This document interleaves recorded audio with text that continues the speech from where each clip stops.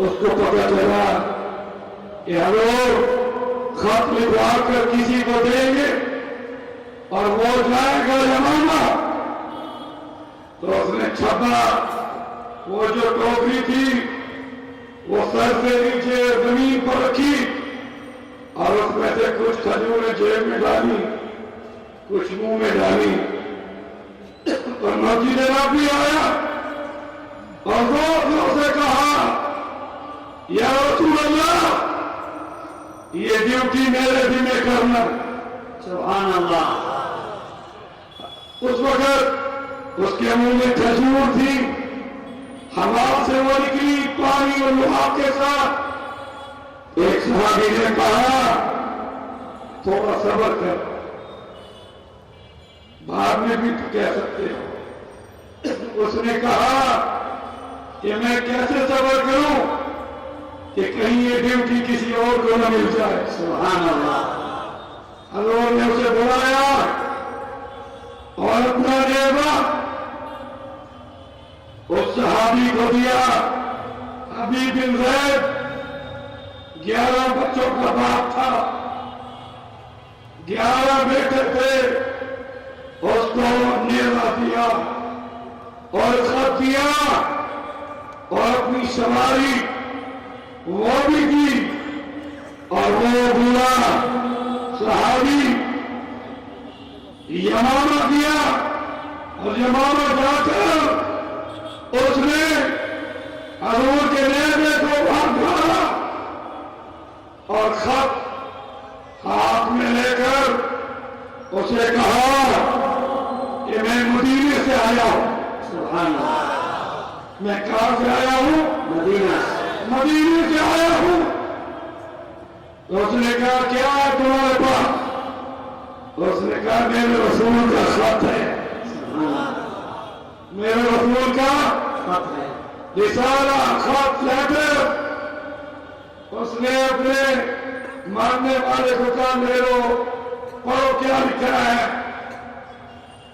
तो उसमें हज़रत सल्लल्लाहु अलैहि वसल्लम का वो खत मुसलमा की मौजूदगी में सबके सामने यूं पड़ा जो हजूर ने लिखवाया था, मिन मुहम्मद रसूलुल्लाह सल्लल्लाहु अलैहि वसल्लम, मिन मुहम्मद रसूलुल्लाह इला मुसलमा कज़्ज़ाब। भाई ये लफ्ज़ काफी है। उसने कहा, ये तो मैं खुद ही पढ़ता तो ये लफ्ज़ लोगों के कानों तक न जाता। हजूर ने उसके खत के जवाब में मुसलमा को कज़्ज़ाब का लक़ब दिया। इसलिए आज के बाद कोई शख्स मिर्जा की किताब का हवाला दे तो मिर्जा साहब न कहे, मिर्जा कज़्ज़ाब कहे। मिर्जा कज़्ज़ाब नित्तु। अब आइए, ये खत्म नबूवत का पहला शहीद है जिसको मुसलमा कज़्ज़ाब ने दरख्त के साथ लटकाया। पहले कहा कि तुम मुझे नहीं मानो, और मैंने कहा खबरदार, मेरे नबी ने तुझे झूठा जवाब दिया है, अंत कज़्ज़ाब। उसके बाद उसने कहा कि तुम क्या करोगे? उसने कहा, मैं तुम्हें मौत के घाट उतारूंगा।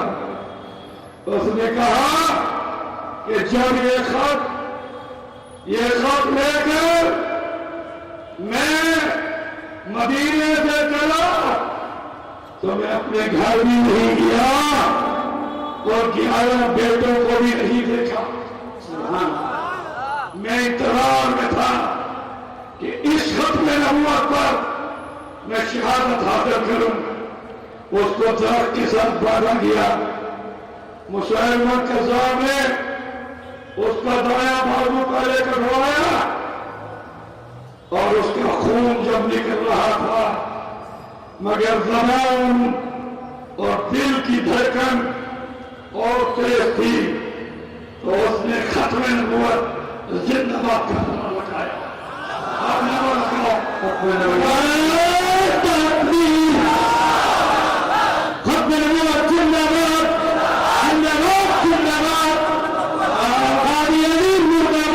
बांग्लादेश के मुसलमान भाइयों भाइयों, उसका भालू काटा गया, उसका खून निकल रहा था, मगर वो जुबान से जोर से तकबीर का नारा लगा रहा था।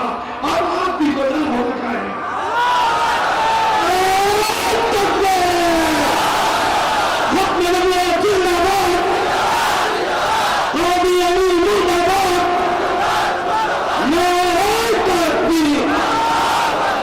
उसके बाद मुसलमान हैरान कि खून निकल रहा है और उसने कहा इसकी बाई टांग काटो।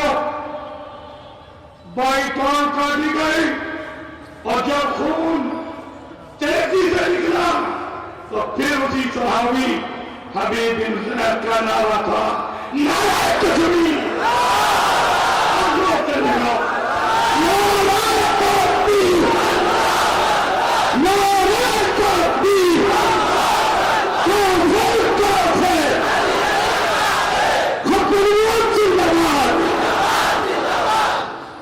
उसके बाद उस सहाबी की बाएं बाजू को काटा गया, फिर बाईं टांग और फिर दाईं टांग को भी काटा गया और वो मुजाहिद जो खून जिसका बह रहा था वो लटकता हुआ एक ऐसा फूल था कि जिसके दोनों बाजू में बिखरे, दोनों टांगें लगी थी और खून उस वक्त चारों तरफ से निकल रहा था, मगर जुबान पर नारे तकबीर, नारे तकबीर,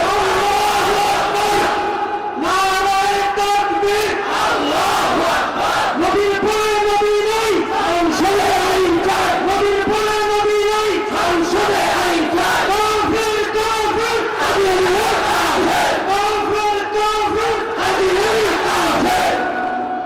মেহমান বলছিলেন ভাই, আর একজন ভণ্ড নবী হতে দাবি করেছিল নবীজি সাল্লাল্লাহু আলাইহি ওয়াসাল্লামের জামানাতে। নবীজি সাল্লাল্লাহু আলাইহি ওয়াসাল্লামের জীবনের সায়ান্নে আর একজন নবুয়ত দাবি করেছিল ভণ্ড মিথ্যুক ইয়ামামা এলাকার একজন ব্যক্তি, যার নাম ছিল মুসাইলামা। মুসাইলামা নবুয়তের দাবি করে নবীজি সাল্লাল্লাহু আলাইহি ওয়াসাল্লামের দরবারে একটি চিঠি পাঠিয়েছিল। যে চিঠির সারমর্ম ছিল, সে বলতে চায় যে তুমি যেমন আল্লাহর নবী, আমিও তেমনই আল্লাহর নবী, আর এই জমিন তোমার জন্য অধিক আর আমার জন্য এই জমিনের বাকি হবে। আজ কুরাইশ আমার প্রতি ইনসাফ দেওয়া হবে না। এই ছিল তার চিঠি বা তার এই পত্রের সারমর্ম। নবী করিম সাল্লাল্লাহু আলাইহি ওয়াসাল্লাম এই পত্রের বা এই চিঠির জবাব দেওয়ার মনস্থির করলেন এবং চিঠি লিখলেন। চিঠি লিখছেন আর এই চিঠি লিখে ইয়ামামা ওই ভণ্ডের কাছে পাঠালেন। এই খবরটি মোটামুটি চাউর হয়ে গেল। ঠিক এরকম সময় মদিনার গলিতে একজন সাধারণ মুসলমান, নাম তার হাবিব বিন যায়েদ, হাবিব ইবনে যায়েদ, মদিনার গলিতে মাথায় খেজুরের ঝাঁকা, খেজুরের টুকরি নিয়ে চলছেন। তার কাছে খবর গেল যে নবী করিম সাল্লাল্লাহু আলাইহি ওয়াসাল্লামের জীবদ্দশায় নবীজির পরে আরো কোন নবুয়ত দাবি করেছে, আর তার কাছে নবী সাল্লাল্লাহু আলাইহি ওয়াসাল্লাম একটি চিঠি পাঠাবেন। তো ওই চিঠি না জানি অন্য কাউকে দিয়ে পাঠায়, সেজন্য তিনি মাথার খেজুরের টুকরিটা সঙ্গে সঙ্গে নিচে নামিয়ে ফেলেন। কতগুলো খেজুর তিনি হাতে নিয়ে পকেটে ঢুকে দিলেন, মুখে দিলেন। এই অবস্থায় দৌড়ে নবী করিম সাল্লাল্লাহু আলাইহি ওয়াসাল্লামের দরবারে মসজিদে নববী তিনি হাজির হয়ে গেলেন। হাজির হয়ে মুখের মধ্যে খেজুর আছে। এই অবস্থায় রাসূলুল্লাহ সাল্লাল্লাহু আলাইহি ওয়াসাল্লামকে জিজ্ঞাসা করলেন, ইয়া রাসূলুল্লাহ, আপনি কি এই চিঠি কি করবেন? নবী সাল্লাল্লাহু আলাইহি ওয়াসাল্লাম বললেন, এই চিঠি আমি মুসাইলামার কাছে পাঠাবো। নবী সাল্লাল্লাহু আলাইহি ওয়াসাল্লাম এই কথা শোনা মাত্রই মুখে ওই খেজুর থাকা অবস্থায় তিনি বললেন, ইয়া রাসূলুল্লাহ, এই চিঠি তার কাছে পৌঁছানোর খেদমতটি আমাকে আঞ্জাম দেওয়ার সুযোগ দেওয়া হোক। যখন তিনি এই কথাটি বললেন, তখন তার মুখে খেজুর ছিল, কিন্তু জজবার এত আতিশয্য ছিল, জজবা এত বেশি ছিল যে তিনি ওই মুখ থেকে কথা বলার সময় মুখের লালার সঙ্গে খেজুরের বিচি বের হয়ে গেছে, মুখ থেকে বের হয়ে গেছে। এটা দেখে আর একজন সাহাবী তাকে বললেন, এত তাড়াহুড়া করার কি প্রয়োজন, একটু ধীরে সুস্থে বলতে পারো। তিনি বলেন, না না, আমি তো আশঙ্কা করছিলাম এই 100 পালক যারা এই চিঠিটি নিয়ে দেওয়ার, এটা যদি আমি দেরি করি, আমার মুখে খেজুর খেয়ে শেষ করা পর্যন্ত যদি দেরি করি, তাহলে যদি এটা অন্য কারো জিম্মায় চলে যায়, আমি মাহরুম হয়ে যাব। এই কথা বলে রাসূলুল্লাহ সাল্লাল্লাহু আলাইহি ওয়াসাল্লাম তার জজবা দেখলেন, দেখার পরে নবী সাল্লাল্লাহু আলাইহি ওয়াসাল্লাম তাকে জিজ্ঞাসা করলেন, তুমি কি এই চিঠি নিয়ে দিতে চাও? হাবিব ইবনে যায়েদ বলেন, হ্যাঁ, আমি এই চিঠি নিয়ে দিতে চাই। নবী করিম সাল্লাল্লাহু আলাইহি ওয়াসাল্লাম তার হাতে চিঠি দিলেন, আর নবীজির নিজের নেজাটা তার হাতে দিয়ে দিলেন। বলেন, যাও ইয়ামাম আর মুসাইলামার কাছে চিঠি দিয়ে আসো। হাবিব ইবনে যায়েদ রাসূলুল্লাহ সাল্লাল্লাহু আলাইহি ওয়াসাল্লামের পত্রবাহক দূর তীরে এগিয়ে চলছেন। যখন তিনি মুসাইলামার কাছে সামনে গিয়ে হাজির হলেন, সেখানে গিয়া তিনি নবীজির দেওয়া এই নেজাটাকে মাটিতে গেড়ে রাখলেন। এরপর তিনি যখন মুসাইলামার সামনে উপস্থিত, মুসাইলামা জিজ্ঞেস করলো, কোথা থেকে এসেছেন? বললেন, আমি মদিনা থেকে এসেছি। মদিনা থেকে কেন এসেছেন? বললেন যে আমি মুহাম্মদ রাসূলুল্লাহ সাল্লাল্লাহু আলাইহি ওয়াসাল্লামের পক্ষ থেকে চিঠি নিয়ে এসেছি, যা আপনাকে দেওয়ার জন্য বলা হয়েছে। মুসাইলামা তখন বলল, আচ্ছা, চিঠি আমাকে দেওয়া লাগবে না, আপনি পাঠ করে শুনান। চিঠিতে কি লেখা আছে আপনি নিজে পড়ুন। এইবার হাবিব ইবনে যায়েদ রাদিয়াল্লাহু তাআলা আনহু তিনি চিঠি পাঠ করা শুরু করলেন। বিসমিল্লাহির রহমানির রহিম, মিন মুহাম্মাদিন রাসূলিল্লাহ ইলা মুসাইলামাতুল কাযযাব। চিঠির শুরুতে থাকলো আল্লাহ রাসূল মুহাম্মাদের পক্ষ থেকে মিথ্যুক মুসাইলামার কাছে। এতটুকু পাঠ করতে না করতেই মুসাইলামা তাকে থামিয়ে দিল। মুসাইলামা বলল, এটা ভুল হয়ে গেল, আমি তো নিজে পাঠ করলে সবাই এটা জানতো না, এখন তোমাকে যখন পড়তে বলেছি আবার তো সবাই শুনে ফেললো যে আমাকে কি বলা হয়েছে। বলেন আলহামদুলিল্লাহ। আর তাকে চিঠি পাঠ করতে দেওয়া হলো না, তার কাছ থেকে চিঠি নিয়ে রেখে দেওয়া হলো, আর তাকে বেঁধে তাকে নিয়ে একটি গাছের সঙ্গে বাঁধা হলো। এরপর তার উপর শুরু হলো নির্যাতন। হাবিব ইবনে যায়েদ রাদিয়াল্লাহু তাআলা আনহু গাছের সঙ্গে বেঁধে তাকে জিজ্ঞাসা করা হলো, তুমি কি আমাকে নবী মানো? তুমি কি আমাকে নবী মানো? তখন তিনিও তখন তাকে অস্বীকার করলেন যে তোমাকে কি করে নবী মানা যায়, অথচ নবীজি তোমাকে কাযযাব বলে আখ্যায়িত করেছেন। মেহমান বলেন, সুতরাং বন্ধুগণ, আমাদেরকে মনে রাখতে হবে, সেই থেকে নবী সাল্লাল্লাহু আলাইহি ওয়াসাল্লামের পরে নবুয়তের বান্দার বিরোধী কাযযাব মানে মৃত্যুক কাযযাব বলে আখ্যায়িত করেছেন। সুতরাং কিয়ামত পর্যন্ত যে কেউ নবী হওয়ার দাবি করবে তার উপাধি হলো কাযযাব বা মিথ্যুক। মেহমান বলেন, এরপর তাকে গাছের সঙ্গে বাঁধা হলো, নির্মম নির্যাতন করা হলো। নির্যাতনের একটা পর্যায়ে তার ডান হাত গোড়া থেকে কেটে ফেলা হলো, রক্ত প্রবাহিত হচ্ছে। তাকে জিজ্ঞাসা করা হলো, তুমি কি আমাকে নবী হিসেবে স্বীকার করো? তখন তাকে অস্বীকার করেন, তাকে অভিশাপ দিলেন। এমন অবস্থায় তার বাম পা কেটে ফেলা হলো, রক্ত ঝরছে, প্রবাহিত হচ্ছে। তাকে জিজ্ঞাসা করা হচ্ছে, তিনি বারবার তাকে অভিশাপ দিচ্ছেন, অস্বীকার করছেন। এভাবে তার বাম হাতটি গোড়া থেকে কেটে ফেলা হলো এবং ডান পায়ের গোড়া থেকে কেটে ফেলা হলো। চারটি অঙ্গ কেটে চতুর্দিক থেকে যখন তার শরীর থেকে রক্ত ঝরছে, মৃত্যু তার সামনে উপস্থিত, এমন মুহূর্তেও তিনি সত্যের মধ্যে চিৎকার করে দিয়েছেন। মেহমান বলেন, হাবিব ইবনে যায়েদ রাদিয়াল্লাহু আনহু খাতমে নবুয়তের এই ময়দানে সর্বপ্রথম শহীদ হিসেবে আখ্যায়িত করা হয়েছে তাকে। খাতমে নবুয়তের সংরক্ষণের জন্য সর্বপ্রথম যিনি শাহাদাত বরণ করেছেন তিনি আল্লাহ রাসূলের সাহাবী হাবিব ইবনে যায়েদ রাদিয়াল্লাহু তাআলা আনহু।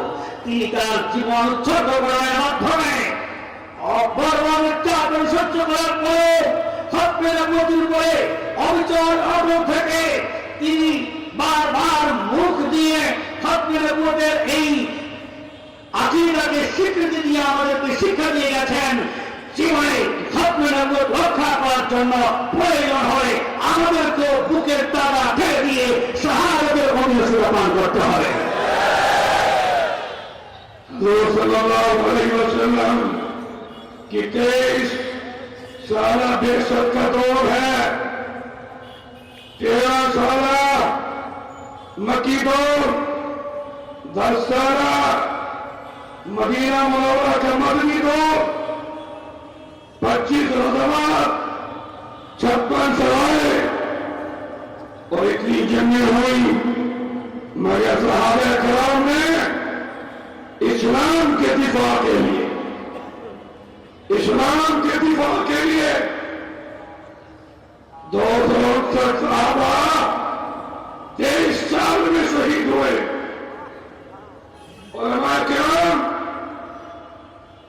मशाइख इस्लाम, बांग्लादेश के गैरतमंद मुसलमान भाइयों, 23 साल में 259 सहाबा इस्लाम पर शहीद होकर कुर्बान हुए। मगर इसी मुसलमा कज़्ज़ाब के खिलाफ मदीने से लश्कर गिरा और उसमें बदरी सहाबा, बड़े बड़े सहाबा, और उस एक मार्के में मुसलमान कज़्ज़ाब तो उन्होंने जहन्नम नसीब किया। जंग हुई और 1200 सहाबा ज़ाते नबुव्वत पर अपनी जान दे गए। सुभान अल्लाह। मेहमान भाई, नबी करीम सल्लल्लाहु अलैहि वसल्लम नबुव्वतेर जिंदगी 23 বছর, 23 বছরের 4 বছর মক্কি जिंदगी আর 10 বছর মাদানী जिंदगी। মক্কা জিন্দেগিতে জিহাদের হুকুম নাযিল হয়নি, কিন্তু নির্যাতনের ভিত্তিতে কুরাইশদের মুশরিকিনদের নির্যাতনের কারণে অনেকজন শাহাদাত বরণ করেছেন। ইসলামের প্রথম শহীদ একজন নারী সাহাবী সুমাইয়া রাদিয়াল্লাহু আনহা। অতঃপর যখন মদিনায় জিহাদের বিধান নাযিল হয়েছে, নবী করিম সাল্লাল্লাহু আলাইহি ওয়াসাল্লাম সশরীরে উপস্থিত হয়ে জিহাদ করেছেন এবং কোন কোন জিহাদে নিজে উপস্থিত হননি, সাহাবায়ে কেরামকে পাঠিয়েছেন। এভাবে গজওয়া এবং সারিয়ে মিলে 88টি জিহাদ সংগঠিত হয়েছে। এই 23 বছরের নবুয়তের জিন্দেগিতে ইসলামের জন্য শহীদ হয়েছেন তাদের সংখ্যা সাহাবায়ে কেরাম 259 জন। কতজন? 259। মেহমান, 23 বছরে ইসলামের জন্য জান কোরবান করে শাহাদাতের সুধা পান করেছেন এমন সাহাবীর সংখ্যা 259 জন। পক্ষান্তরে নবী সাল্লাল্লাহু আলাইহি ওয়াসাল্লামের খাতমে নবুয়তের আকীদা সংরক্ষণ করার জন্য, নবী সাল্লাল্লাহু আলাইহি ওয়াসাল্লামের জাত সত্তার সংরক্ষণের জন্য একটি মাত্র যুদ্ধ যা ইয়ামামার ময়দানে সংঘটিত হয়েছে। এই ইয়ামামার ময়দানে মুসাইলামার বিরুদ্ধে যে জিহাদ সংঘটিত হয়েছে, সেই একটি মাত্র যুদ্ধে খাতমে নবুয়তের যুদ্ধে নবীর সত্তার সংরক্ষণে 1200 মুসলমান শাহাদাত বরণ করেছে। নারায়ে তাকবীর, নারায়ে তাকবীর, আল্লাহু আকবার। ইলায়ে খাতমে নবুয়ত জিন্দাবাদ, জিন্দাবাদ। ইলায়ে খাতমে নবুয়ত জিন্দাবাদ, জিন্দাবাদ। কাফের কাফের আলিয়া কাফের, কাফের কাফের আলিয়া কাফের। নবীর পরে নবী নাই, সংসদে আইন চাই। নবীর পরে নবী নাই, সংসদে আইন চাই। মেহমান বলেন যে এই যে 1200 সাহাবী শহীদ হয়েছেন, এই 1200 সাহাবীর মধ্যে সাহাবীদের মধ্যে মর্যাদাগত উপরে নিচে আছে। সবচেয়ে বেশি মর্যাদার সাহাবী যাদের তারা হলেন বদরে অংশগ্রহণ করে সাহাবী। বদরে অংশগ্রহণকারী সাহাবীদের ব্যাপারে হাদিসের মধ্যে ইরশাদ হয়েছে, আল্লাহ রাব্বুল আলামিন বদরের সাহাবীদের সম্পর্কে বলেছেন, ইমানু মা শিতুম ফাকাদ ওয়াজাবাত লাকুমুল জান্নাহ। বদরের সাহাবায়ে কেরাম যা মন চায় তাই করো, তোমাদের জন্য জান্নাত ওয়াজিব হয়ে গেছে।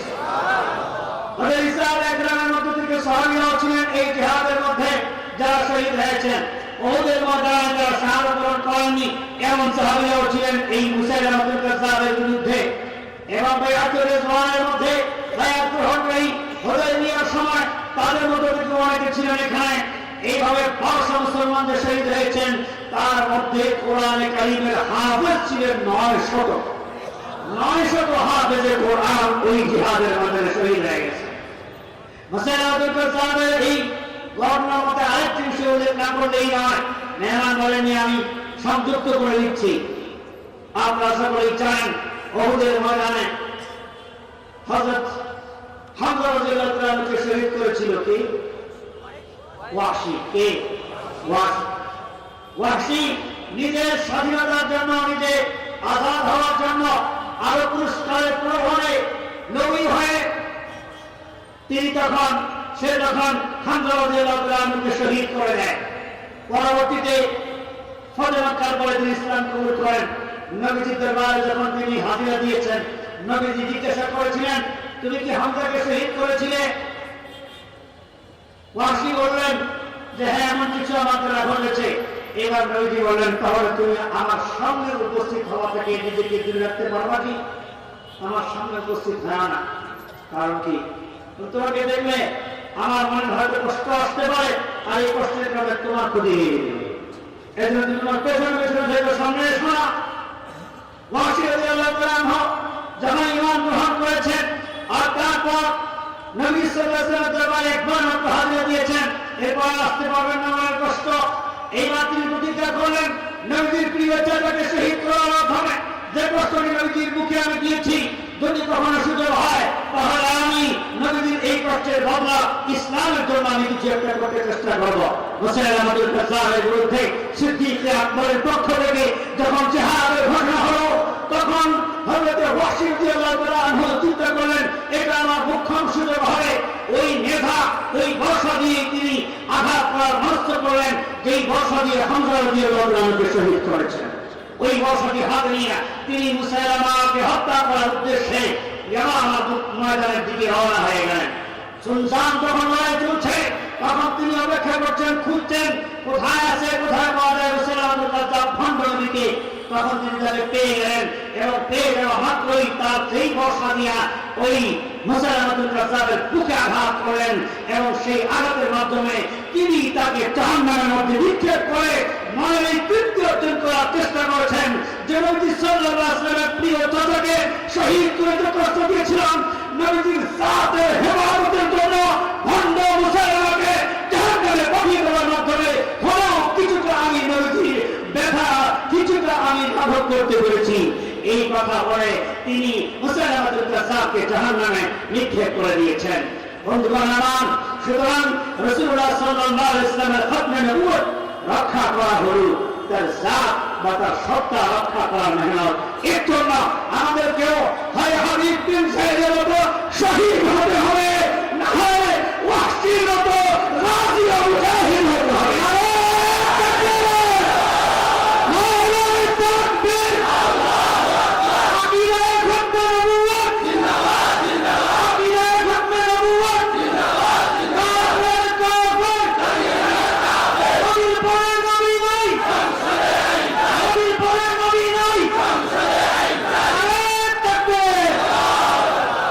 एक आखिरी बात बांग्लादेश की हुकूमत से, क्या माशाअल्लाह ये मुसलमान कंट्री है, इस मुल्क में कादियानी तबलीग कर रहे हैं, लिटरेचर छाप रहे हैं, जैसे मक्का मुकर्रमा राब्ता आलम इस्लामी में कादियानियों को गैर मुस्लिम अक़लियत करार देकर उनकी तबलीगी सरगर्मियों पर पाबंदी लगाई।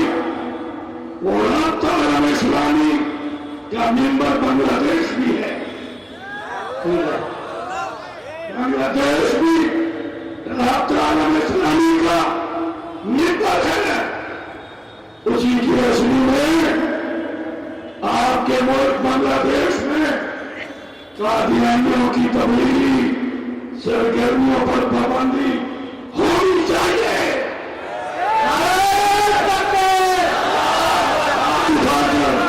हाथ उठाकर नारे तकबीर, काफिर काफिर काफिर काफिर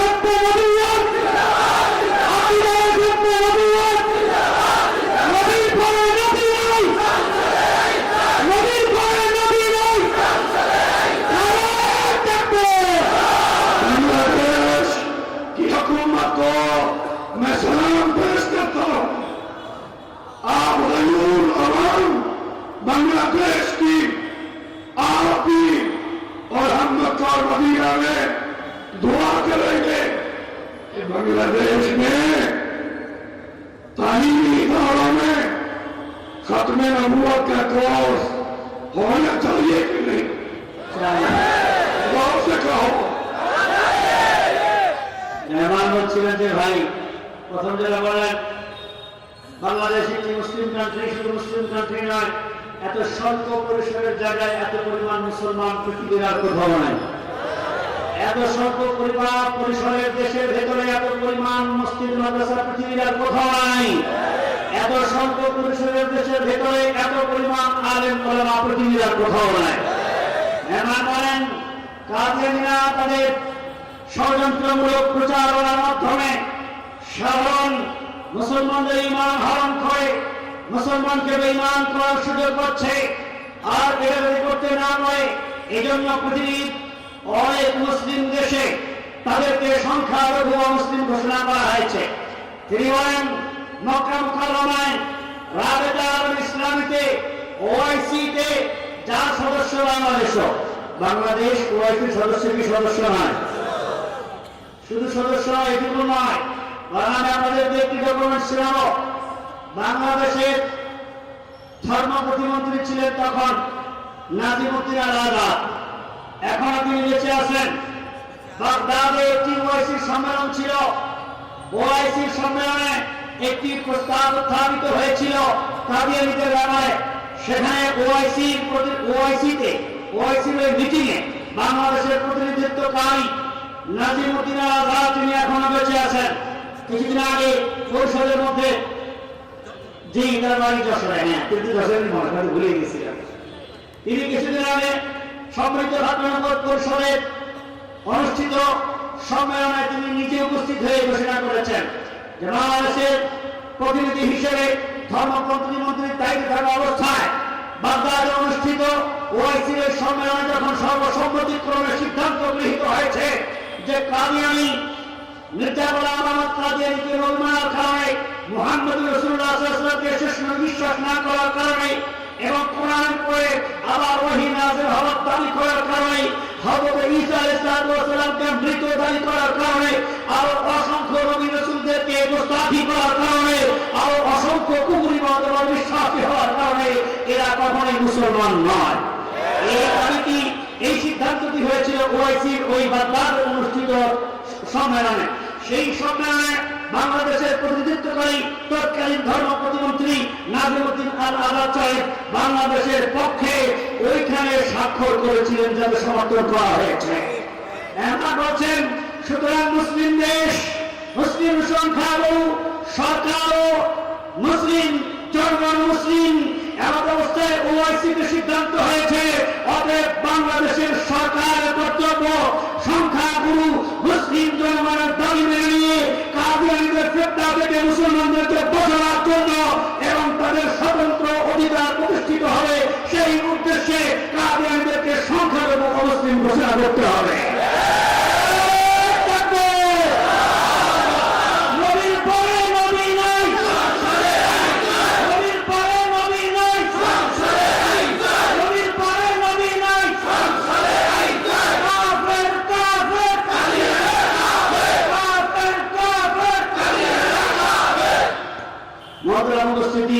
এ পর্যায়ে আমি আপনাদের সামনে কেউ বলতে চাই, যশোরেও কিন্তু জানা মতে দুটি কাদিয়ানী উপাসনালয় আছে, কাদিয়ানী আস্তানা। একটা সদরের বাহাদুরপুর গ্রামে আর একটা শাসা থানার বাগচড়া এলাকায়। এই দুটি এলাকায় তারা প্রকাশ্য আস্তানা নিয়ে সেখানে কার্যক্রম চালাচ্ছে। আমাদেরকে সতর্ক থাকতে হবে তাদের এই প্রচারণার ভেতরে পড়ে গিয়ে আমরা যেন আমাদের ঈমান না হয়। শুধু আমরা নয়, আমার আশেপাশে আমার আত্মীয় স্বজন, আমার ভাই, আমার ভাতিজা, আমার চাচা, এরা কেউ যেন এই ধরনের ষড়যন্ত্রের মধ্যে পড়ে সতর্ক থাকতে হবে। ঠিক আছে ইনশাআল্লাহ। আর একটি বিষয়, এর জন্য প্রধান কারণ হলো বিষয়গুলো না জানা। আমরা এই ময়দানে কাজ করতে গিয়ে যেটা আমরা দেখেছি সেটা হলো কাদিয়ানী হওয়ার একমাত্র প্রধানতম কারণ। অনেক হলো এই খাতরে নবুয়ত বিষয়ের ঈমান মুসলমানদের কাছে স্পষ্ট না থাকা, মূর্খতা অজ্ঞতার কারণে। এই জন্য আমাদেরকে এই খাতরে নবুয়ত আকীদা কি, কাদিয়ানী কুফরি মতবাদের বিশ্লেষণ কি, এটা জানার জন্য কিছু লেখাপড়া আমাদের করতে হবে।